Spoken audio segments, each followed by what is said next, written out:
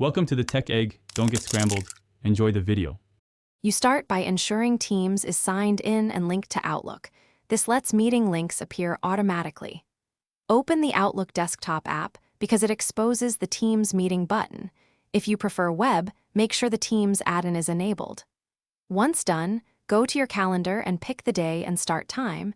Choose the correct time zone to avoid confusion. These steps set up the right environment, so the invite creation in the next step completes without missing buttons or permissions.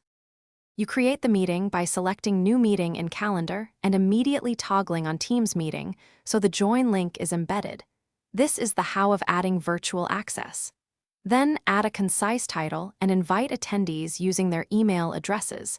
Include external guests if needed. In the body, paste agenda or files and set duration plus reminders.